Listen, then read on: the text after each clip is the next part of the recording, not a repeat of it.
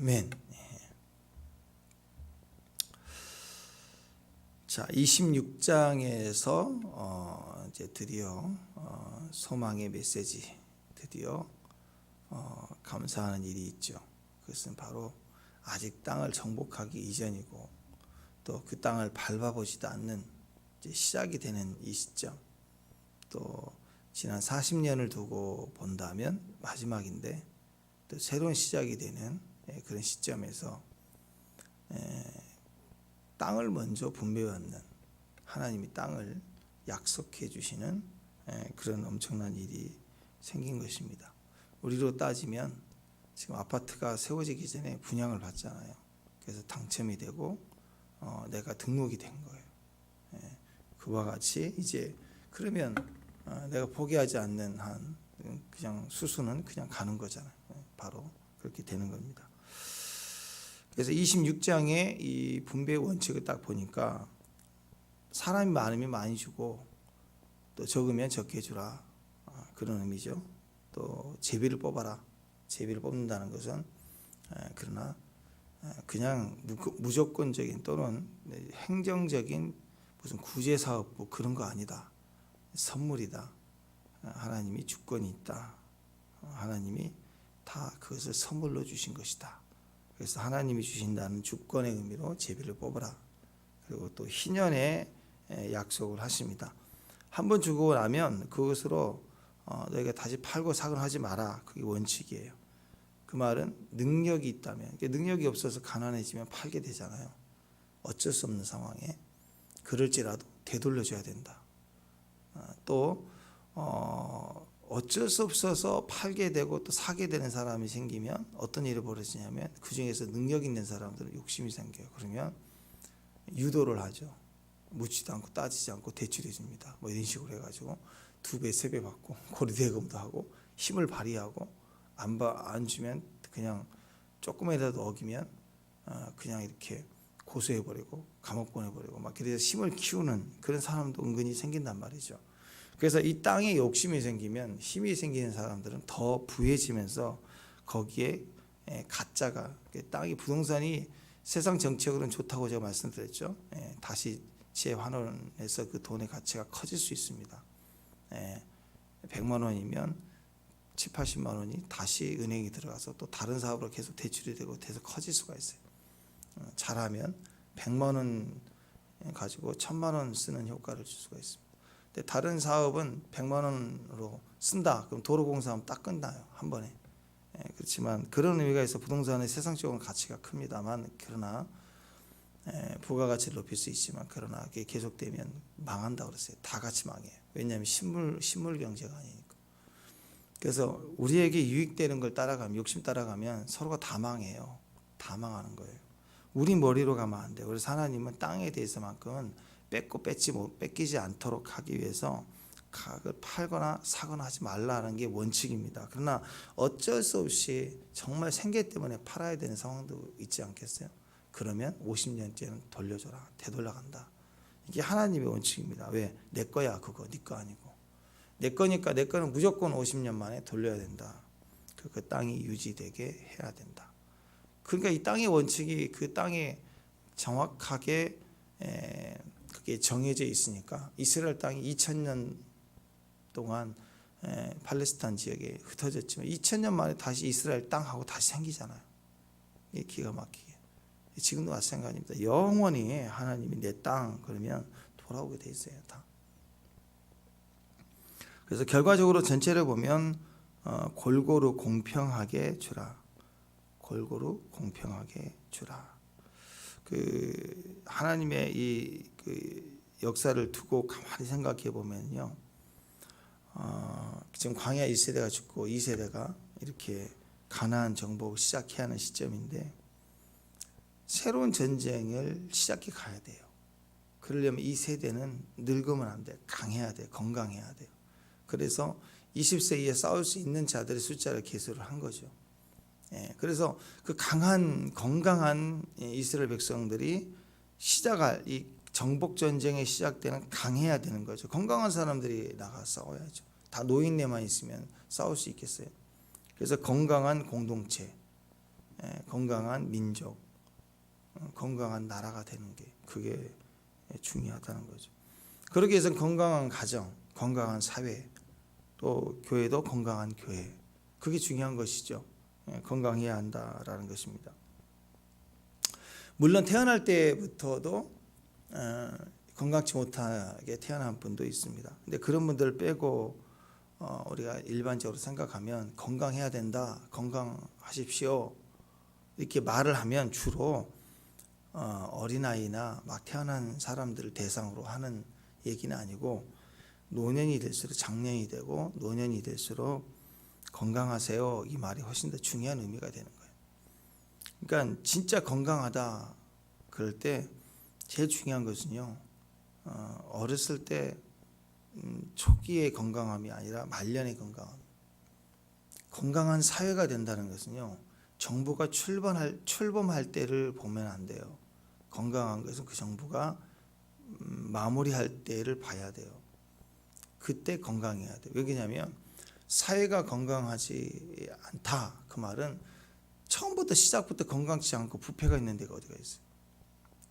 사회가 건강하지 않다, 또는 정부가 건강하지 않다, 부정하다, 부패 있다, 그러면 출발 때부터 건강치 않은 건 그 독재나 뭐 이상한 공산주의나 그런 데가, 조폭이나 이런 데가 시작부터가 건강치 않은 거죠. 근데 일반적으로 시작 때는 다들 잘해보려고 하고 또 좋은 열매를 맺혀야지 하고 합니다.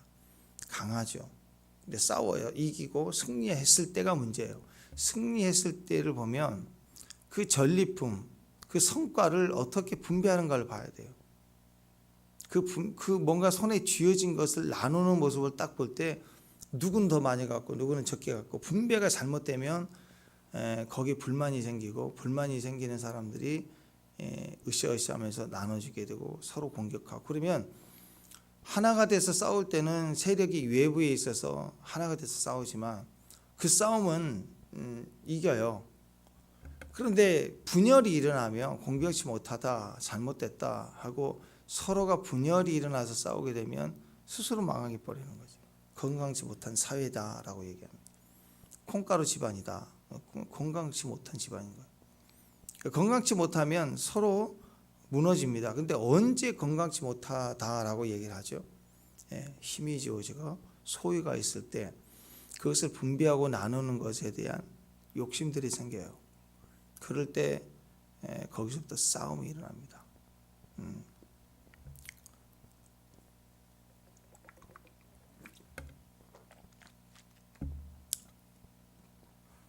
자, 진짜 문제는 그래서 힘이 없어서 정복하지 못할 때가 아니에요. 그건 그 힘을 기르면 되는 문제예요.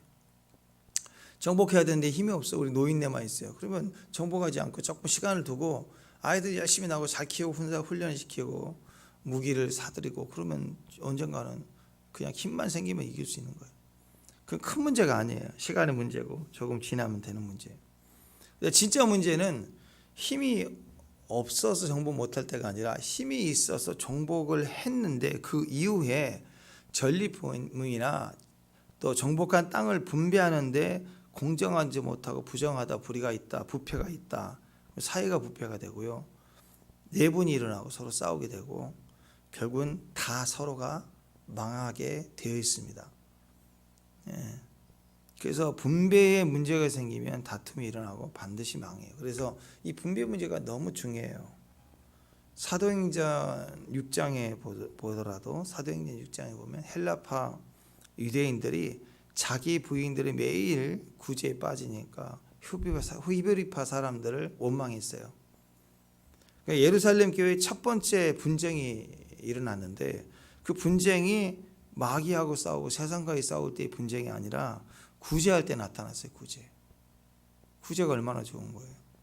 분배 문제 할 때 누구는 더 많이 받고 적게 받고 그것만이 문제가 아니라 구제 사역에 참여하는 자들은 누구는 더 많이 일을 하게 하고 누구는 조금 덜 일하게 하고, 그것도 불만이 생겼다. 이게 꼭 언제 교회가 문제가 생기냐면 분배 문제가 생길 때예요. 힘이 있을 때. 공평하지 못하다, 공정하지 못하다, 부정하다, 부패하다, 정의롭지 못하다. 한마디로 누군가는 억울해. 그 일을 통해서 누군가는 억울하다. 분배 문제에 있어서 누군가는 더 억울하다. 그럴 때 큰 문제가 되고 그 공동체는 건강을 잃어버리게 되는 겁니다. 자, 그런 배경에서 주님은 분배를 똑바로 하라. 정확하게 하라. 그래서 이런 원칙들을 하나님이 우리에게 주신 것입니다. 여기에 이제 사건이 하나 일어나죠. 이렇게 분배 원칙을 가지고 분배하라 이렇게 하시는데 27장에 딱 하니까 문제가 탁 터졌어요. 분배 문제에 터진 거예요. 슬로바 딸들이 찾아와 가지고 5명이 딸인데 자기 아버지 슬로바지 죽었대요. 근데 그 아버지가 고라당 반역으로 죽었던 자가 아니래요. 그러니까 자연적으로 죄 때문에 정말 하나님 앞에 죄를 지어서 죽었다면 분배 받으려고 하는 욕심을 내지 않겠죠. 근데 죄로 죽은 부모가 아니라는 거예요.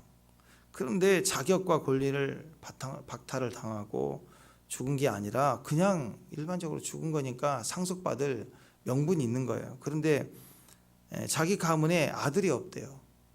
아들이 있었으면 그 아버지로 상속받게 될 땅을 기업으로 받을 텐데 아들이 없고 딸이에요. 딸만 5. 딸 계속 딸을 5명 낳았어. 5명이 딸을 낳았는데 아들이 없었어요. 그러니까 아들이 없으니까 아버지의 이름으로 기업을 받지 못할 것이고 그러면 이게 불공평하다, 억울하다. 죄로 죽은 게 아닌데 억울하다. 그러니까 우리에게도 우리가 딸이지만 우리에게 기업을 달라 하고 얘기를 한 것입니다. 이게 참 지혜롭고 이게 똑똑한 거죠. 당당하게 모세에게 나아가요. 이 당시의 여자들은 인구조 이렇게 소모품과 같아요. 존중받지 못했고 재판할 때도 증인도 서지 못하고 증인으로 세울 수가 없어요. 그리고 주목해 주지도 않고 숫자를 셀 때도 들어가지도 않아요. 그런 개념이기 때문에 뭔가 정치적으로 이건 옳지 않다라고 이렇게 드러내놓고 요구할 수 있는 그런 지금 이 사회적 위치가 아니라고요. 근데 5명의 딸들이 당당하게 나아가요. 그리고 아버지는 반역한 게 아니고 다만 아들이 없는 이유로 그 땅의 분배에서 제외된다는 것은 옳지 않다 하고 시정해 달라 하고 정확하게 얘기를 합니다. 이게 지혜로운 거고 똑똑한 거죠. 그때 모세는 이것들이 버릇없이 원칙도 없이 절차도 없네. 그리고 니들은 뭐 하는 거야? 문지기라. 뭐 이래가지고 내칠 수도 있잖아요. 뭐 하는 거야? 아무데나 들어오게 하는 거야. 그럴 수도 있잖아요. 근데 그게 아니에요. 들으면 충분히 공감을 하고 그 작은 백성들의 가장 작은 소리와 같죠. 누구도 주목해 주지 않아도 되는 그런 작은 자들의 소리인데 들어주고 생각해 보는 거예요. 그리고 그것에 대해서 합당하다 싶은데도 자기 결정을 가지 않고 하나님께 물어봐요. 이게 모세의 탁월함이죠. 그리고 나서 주님께 물어봤더니 7절에 보니까 슬로바와 딸들의 말이 옳다 하고 하나님이 인정해 주십니다. 이게 참 놀라운 거예요. 여러분, 우리 자격 없고 부족해도요, 우리가 자격이 있어서 새벽 기도해요? 자격이 있어서 막 열심히 주의 앞에 매달리고 기도하나요? 우리는 자격 없어. 능력도 무지하고 무능하고 아는 게 없어. 그러니까 기도하는 거죠. 어떻게 해야 돼요? 당당해야 돼요. 그래서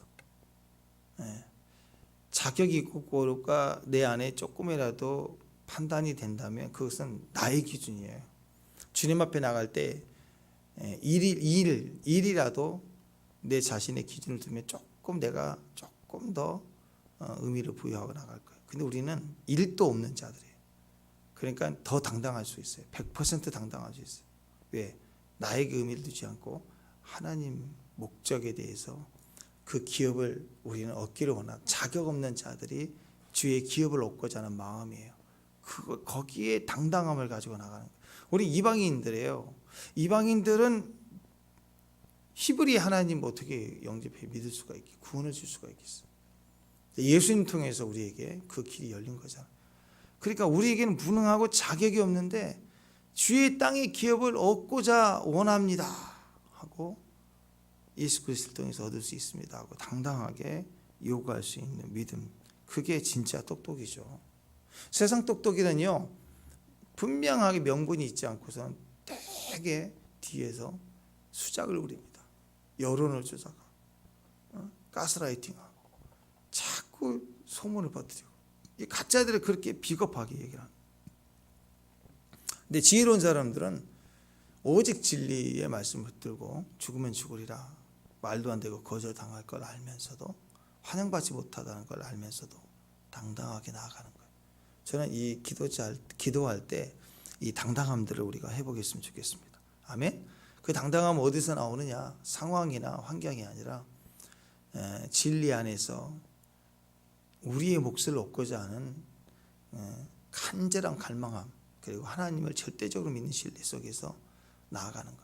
기도의 약속, 우리에게 주신 이름의 의미를 붙잡고 하나님 앞에 나아가는 것. 그것이 기도하는 사람의 당당함인 거예요.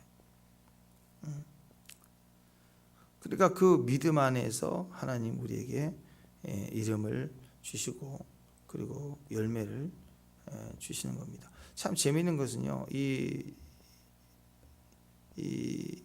5명의 이 딸들이 얼마나 지혜로운가, 우리가 그저 볼 수 있었으면 좋겠어요.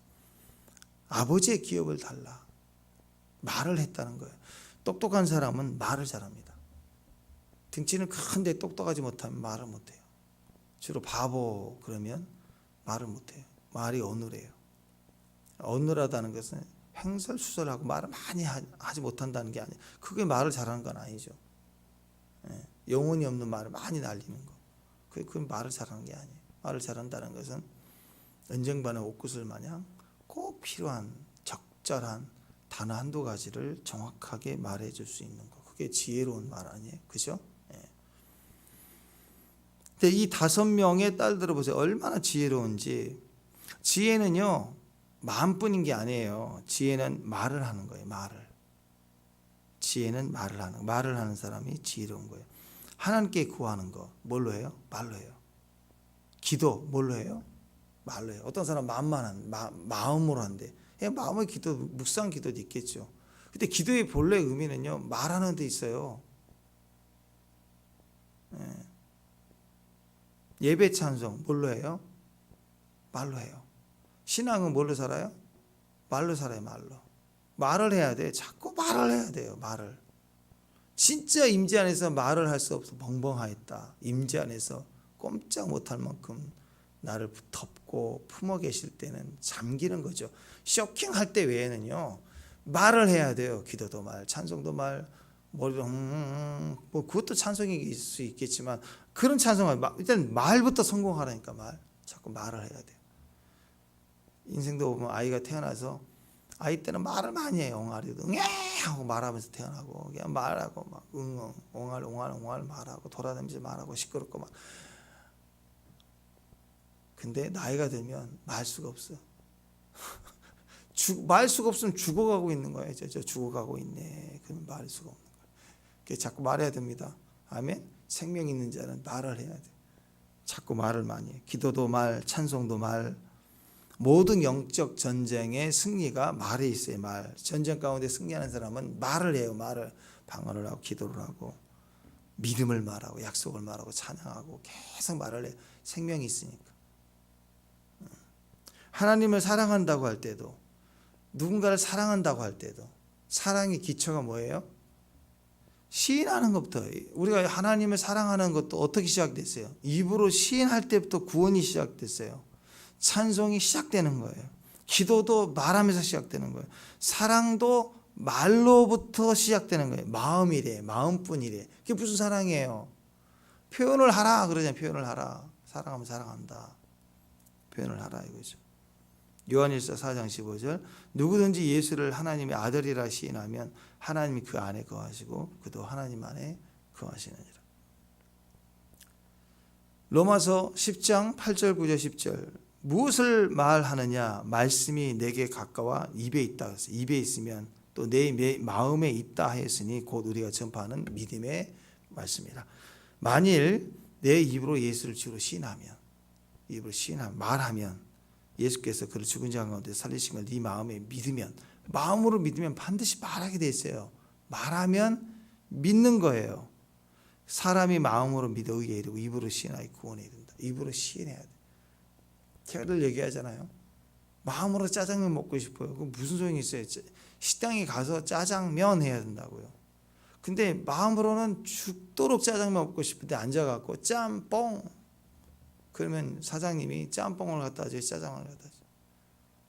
근데 짬뽕 갖다 주니까 내 마음을 알아주지 못한대 사장님이. 무슨 사장님의 마음을 알아줘요. 말한 대로 주문한 대로 갖다 주지. 거기서 혼자 상처받죠. 내 원하는 대로 안 해주다. 아니죠. 말을 해야 됩니다. 말한 대로 되는 거예요. 그래서 마음과 믿는 것과 또 내 안에 갈망함이 말로 표현. 마음으로는 짜장인데 입으로는 짬뽕하면 지가 잘못한 거지. 안 그래요? 말은 어떻게 해야 되느냐? 따로 하면 안 돼요. 겉으로 얘기하면 안 돼요. 상황을 피해서 뺑 돌려가지고 말하면 안 돼요. 마음이 짜장이면 말도 짜장해야 돼. 짬뽕하면 안 돼요. 그러고 나서 혼자 상처받아. 그러면 안 되죠. 똑같이 말을 해야 되는 거예요. 믿는다는 것은 시인하는 것인데 마음을 입으로 시인하는 거예요. 축복합니다. 지금부터는 믿는 걸 말하십시오. 가능성을 말하십시오. 될 것을 말하세요. 약속을 말하세요. 아멘. 그냥 아프다, 없다, 될 것 같냐? 과거의 지도를 가지고 자꾸 말하지 말라고. 지금 광야를 다니면 애굽의 지도 저작거리에 있는 세 번째 모퉁이의 그 집, 그 얘기를 광야길에다 해봐야 무슨 소용이 있어요 거기에. 그죠? 광야 이 길, 이 모습이 옛날에 애굽의 뒷동산 모습과 비슷한데 그때도 왼편으로 돌아가면 길이 있었어. 거기는 강이 있었잖아. 이 길도 분명히 맞을 거야. 웃기는 거죠. 이 사막에 무슨 강이 있어. 비슷해 보이는 장면이 있다고 그 길과 그 길이 같냐고요. 자꾸 과거의 경험 가지고 현재를 따져. 가나안을 가라고 그랬더니 가나안 처음 간 사람들이 애굽의 모습, 자기 모습, 그리고 광야를 좀 걸었던 그 모습, 2년 동안 걸었던 경험, 그것 가지고 다 보고 와서 보고를 하니 그게 맞는 지도냐고요. 그게. 우리는 지금 믿는 것을 말해. 이게 참 어려워요. 칼날이 들어와도 목숨 내는 자리가 돼도 믿는 것을 말해야 돼. 그게 승리에 그때부터 이기는 거예요. 아멘? 네. 현재를 내 안에 있는 믿음을 말할 수 있는 저와 여러분 되시면 좋겠습니다. 자꾸 성도들이 인내하고 참고 억울하다 하면서 나는 내 마음이 그게 아닌데 그러고 있어요. 마음이 아닌데 마음이면 말을 해야 된다니까. 옛날에 그 얘기했죠. 갑돌이와 갑순이가 한 마을에 살았더래요. 근데 둘이는 서로 사랑을 했더래요. 그러나 둘이는 마음뿐이래요. 겉으로는 모르는 척 했더래요. 마음뿐이에요. 둘이 사랑해요. 근데 갑자기 어느 날 갑순이가 시집을 갔더래요. 왜 그래요? 마음뿐이니까 말을 해야죠. 결혼하자고 말을 안 하니까 갑순이가 갑돌이뿐이었는데 누군가 결혼하자고 말을 하니까 그 사람한테 간 거예요. 시집을. 좋아한다면 말을 해야죠. 점심 먹을래? 뭐 먹을래? 짜장면. 뭐 먹을래? 피자. 말을 해야죠. 누가 좋아? 갑돌이. 누가 좋아? 갑순이. 말을 했어야죠. 말을 안 해요. 썸만 타고 있어요. 속으로만 좋아해요. 근데 말을 해야 이루어지는데 말을 안 하고 마음뿐이래요. 그랬더니 시집을 가버렸어요. 시집간 날 2절. 시집간 날 첫날 밤에 한없이 울었더래요. 갑순이 마음은 갑돌이뿐이래요. 불륜이 시작됩니다. 이제. 겉으로는 안 그런 척 했더래요. 이게 사랑이 아니죠. 꼬이는 거예요. 인생이. 죄로 들어가는 거예요. 갑돌이도 화가 나서 장가를 갔더래요. 장가 갔는 첫날 밤에 달 보고 울었대요. 갑돌이도 마음뿐이니까. 이제 지금 말하면 왜 시집가고 장가가고 거기서 말을 하면. 그러나 갑돌이 마음도 갑선일 뿐이래요. 겉으로는 고까지 것 했더래요. 그래서 무슨 고까지 것이에요. 인생 그러다 말 거예요? 인생? 말을 해야죠. 오늘 슬로브와 5명의 지혜로운 딸들의 행동을 보십시오. 말해요. 똑똑해요. 지혜로워요. 난 이런 당당함이 있었으면 좋겠어. 신부는 말을 하는 거야. 아가서 말을 한 정도가 아니라 말을 노래로 해버렸어. 이게 진짜 신부들의 모습 아니에요? 노래예요. 신랑의 노래를 똑같이 듣고 같이 불러주는 신부의 노래, 아가서예요. 지혜로워요. 입이 살아있어요. 그 입이 살아있다는 건 입에 말씀이 살아있어요. 입이 살아있는데 집 앞에 가가지고 쌍욕을 하면 그게 뭐냐고. 그 입에 생명이, 약속이 물려져 있으면 살아나는 거예요. 다 살리는 거예요. 사랑하십니까 여러분? 말을 하세요. 아멘? 아멘? 예. 이 딸들 이름을 보시죠. 말라, 노아, 호글라, 밀가, 디르사. 참 재밌어요. 제가 한번 찾아봤더니 그 성경의 그 지역 이름, 사람 이름은 여러 영적 의미를 부여하잖아요.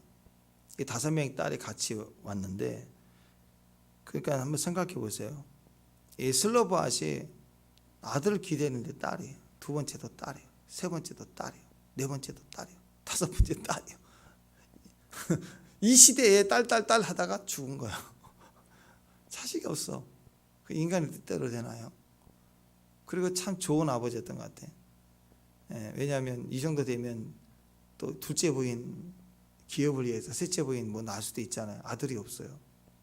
그런 거 보면 참 사랑했다. 이 시대에 그런 마음을 볼 수가 있는데, 여기 보니까 말라라고 하는 첫째 딸 이름이 디지에스, 병들었다. 좀 약하게 태어났을 것 같아요. 그리고 상황이 좋지 않았다. 근데 첫째 딸이 잘 태어나. 얼마나 애지중지하게 했을까. 둘째 딸 이름은 노아, 움직임, 모션, 움직임이다. 셋째 딸 호굴라, 자고새,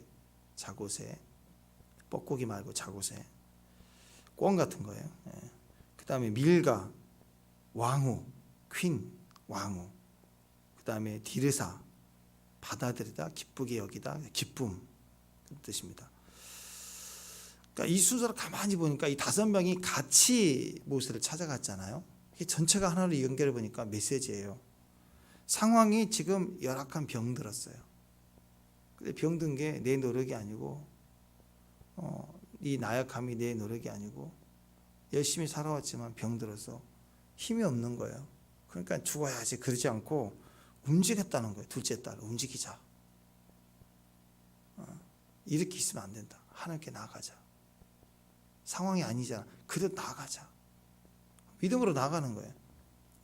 나아갔는데 병든 사람 또는 세상에 멸망에 가야 될 죽어가는 사람인데 하나님께 움직임으로 가자 하고 주님을 찾는 거예요. 셋째 딸 호굴라, 자고새.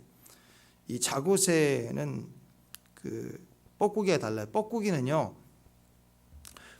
지가 둥지를 안 만들어. 집을 안 만들고 가만히 봤다가 옆에 누가 둥지 2층 집, 3층 집으로 잘 지은 집이 있으면 그 둥지에 가갖고 알을 살짝 낳아버려요.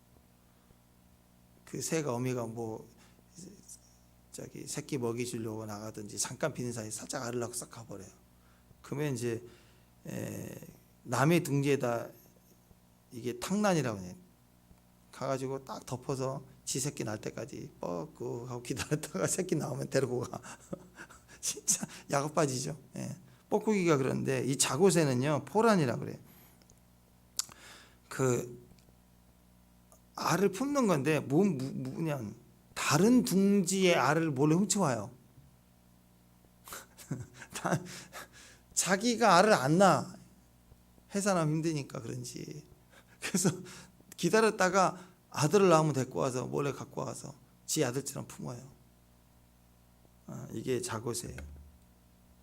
근데 이 에레미야 17장 11절에 보면 불의로 치부하는 자, 불의로 치부하는 자는 불의 거짓을 악을 통해서 옆집 이웃 것을 빼앗아가요. 또 농사 안 짓고 있으면 빼앗아가요. 내 것이라고 돈을 벌어요. 치부하는 자, 불의로 치부하는 자를 뭐라고 했냐면 자고새가 낳지 아니하는 남의 알을 품어서 자기 것을 가지고 있는 것처럼 가지고 와서 자기 것처럼 품는 걸 얘기해. 뺏는 거죠. 남의 알을 뺏어요. 내 것으로. 내가 품어버리는 거예요. 이걸 자고새를 불의로 치부하는 자로 말을 해요. 그러면 어떻게 되느냐? 에레미야 17장 11절에 보면 자고새가 낳지 않을 품은 같아서 그의 중년에 그것이 떠나갔고 마음에 어리석은 자가 되리라. 자고새 말년은 어떻게 되냐면 자고새 습성과 같이 불의로 치부하는 자는 그땐 내 돈 같아. 남의 것을 고리대고 하면 싹 훔쳐가지고 싹 갈아가지고 감아버려버리고 내 명의로 바꿔버리고 내 것이라고 품었어요. 마땅히 다 부모가 나눠줘야 될 유산을 자기 혼자 다 취해보고 형제들을 다 감춰버리고 뺏었어요. 이게 자고새거든요. 알을 낳지 않는 것을 품는 자와 같아요. 자기 거 아니에요. 순간적으로 자기 것 같지만 근데 그렇게 자고새가 알을 품으면 이 새끼가 태어나요.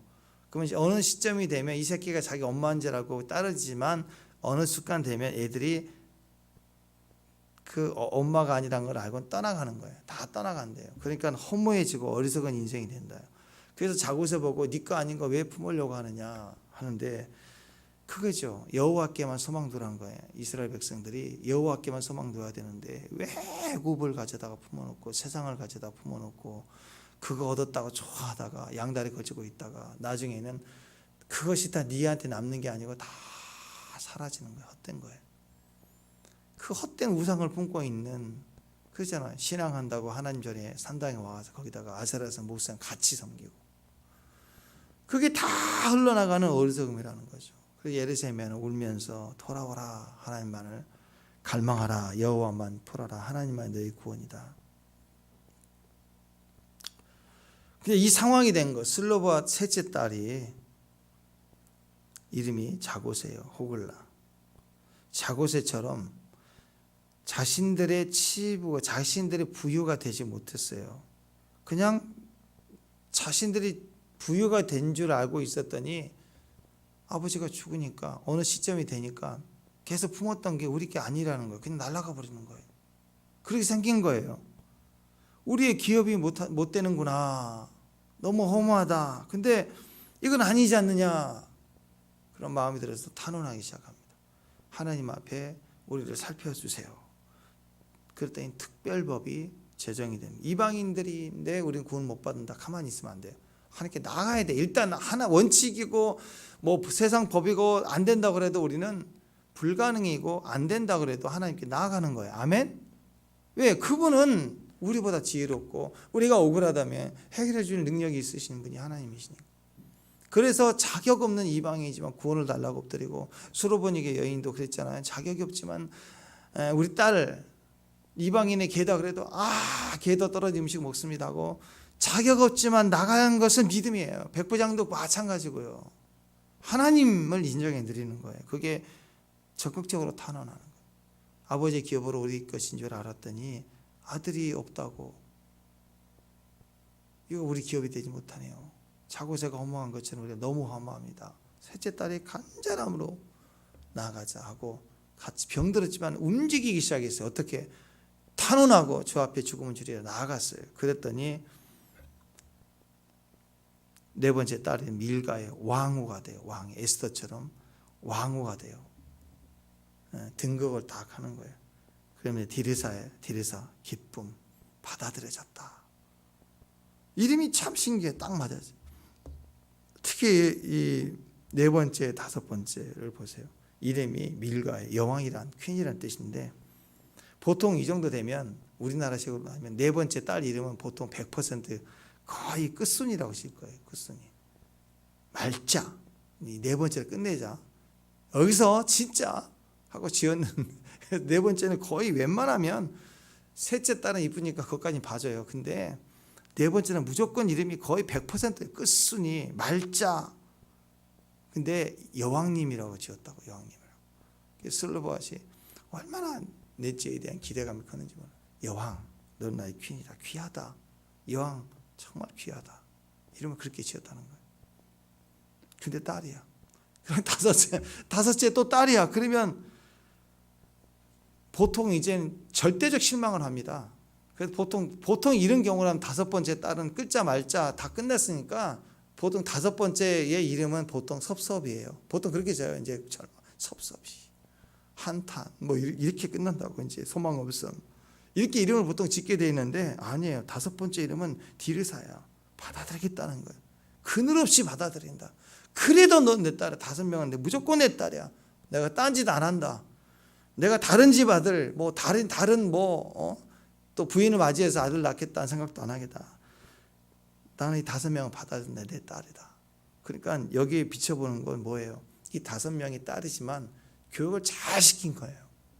무엇이 옳은지 그런지. 여자이지만 옛날 같으면 모습한테도 글자를 가르치는 거예요. 글자를 가르치면 안 되잖아요. 옛날 같으면 마당새야 너는 일만 해. 뭐 낯질 배워 이런 것만 하지. 양반이 글자 가르치는 거 맞냐고요. 그와 같은 거예요. 다. 양반 때 여자들 아니면 글 안 배웠죠. 근데 여자들에게 종들에게 글자를 가르쳤다. 그와 같이 5명의 딸들을 이름을 붙인 걸 보면 성품이 보이고 잘 훈련시켰어요. 어떻게 소통하는가, 세상과 소통하는 걸 배웠어요. 소통이 안 된 분들이 있어요. 결혼을 했대요. 목사님 너무 힘들어요. 왜? 아니 좀 싸우면 안 나타난대.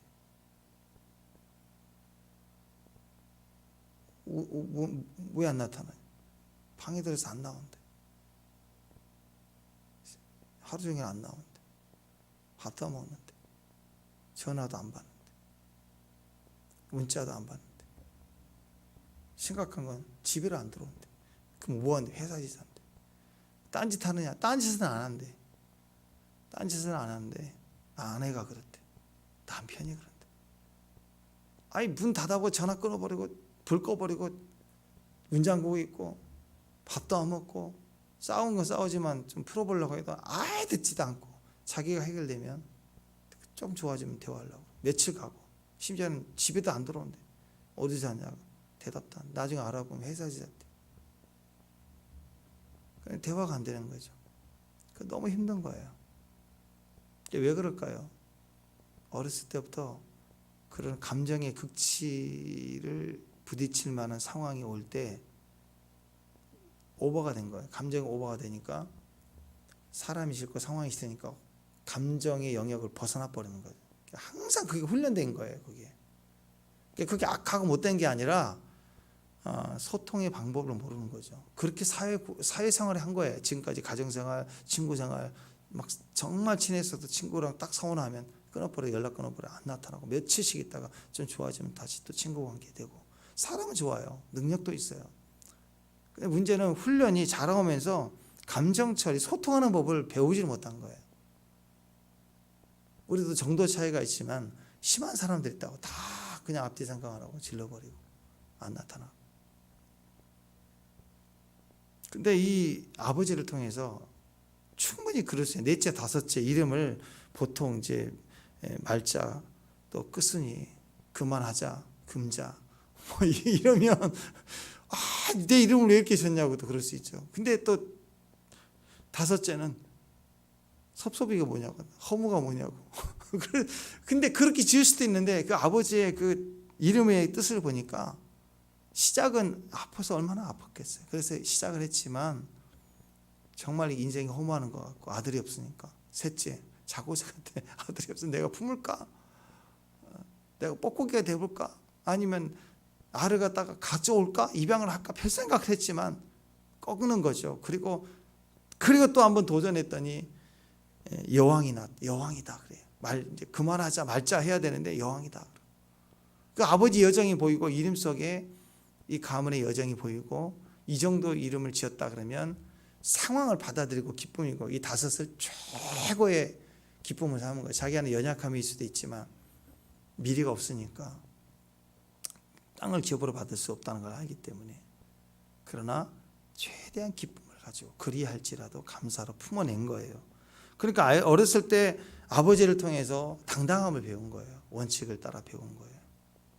그리고 결혼 이후에도 당당하고 아버지가 생각을 나눌 줄 알고 대화할 줄 알고. 그러니까 이 딸들의 주장이 명확하고 정확합니다. 절망하지 않습니다. 자존심이 강합니다. 센 게 아니에요. 강한 게 중요해요. 자존심은 강한 사람이 좋아요. 지혜로운 사람. 근데 자존심에 센 사람이 있어. 건들면 난리 나는 사람. 그런 게 아니에요. 우리는 건강한 자존심이 있어야 되는 거예요. 그런 과정에서 실제적인 훈련을 잘 받은, 교육을 잘 받은 자녀였다라고 생각이 됩니다. 이런 당당함이 필요해요. 땅의 기업을 분배받겠습니다. 안 되는 것 같지만 도전하겠습니다. 가정에서부터 지금 현재 우리가 그 믿음 안에서 당당히 살아갈 수 있는 그런 저와 여러분이 됐으면 좋겠습니다. 아멘. 그런 지혜로움을 가지고 오늘 또 승리하면 기적의 금요일이 될 줄을 믿습니다. 어떻게 하라고요? 말을 해요. 마음뿐이면 당당하지 않아요. 말을 해야 돼요. 큐티할 때도 말을 해야 돼요. 제일 지혜로운 사람 큐티할 때 보니까 질문을 많이 하는, 적절한 질문을 잘하는 사람들, 말을 잘하는 거예요. 그런 사람이 지혜로운 사람이에요. 찬양할 때도 말을 해요. 갑돈이가 갑순이 되면 안 돼요. 말하지 않으면 말을 해야 돼요. 아멘. 마음뿐이래요. 제발 그러지 마세요. 말을 해야 됩니다. 자꾸 말을 사랑한다. 그리고 축복한다. 그리고 하나님 사랑합니다. 찬양합니다. 말을 할 수 있어야 됩니다. 오늘 또 승리하는 기적의 종들 되시기를 바랍니다. 기도하겠습니다. 하나님 감사합니다. 주의 말씀의 지식을 가지고 오늘 또 노래하고 찬양하고 고백하고 선포하고 아멘.